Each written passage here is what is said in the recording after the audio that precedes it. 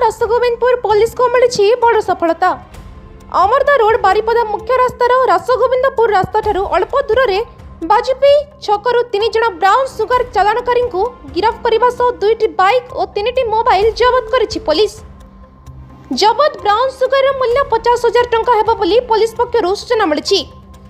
आसामी माने हेउछंती बस्ता थाना सदानंदपुर ग्रामर एसके कलीमुद्दीन और कुलियाणार शांतनु खमारी और सुगुड़ा चंद्रमाझी।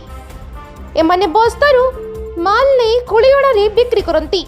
एमानकु गिरफ्त करने सह केस नंबर 174/21 रे मामला रुजु करी एही रैकेट रे अन्य केउ माने शामिल अछंती पुलिस तदंत करूछि।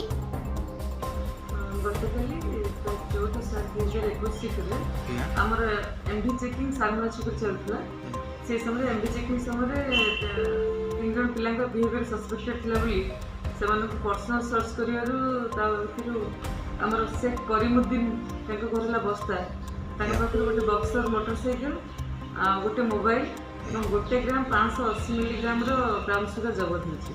आउ दुई जन एसोसिएट्स थिले सुगुड़ा चंद्र माझी एवं शांतनु खमारी एमानकर घर हमर पुलियाना मयूरभंज रो एमानक पाखर गोटे मोटरसाइकिल 14,800 टंका एवं 2टा मोबाइल जबत होछि। ब्यूरो रिपोर्ट जनता दर्पण ओडिशा।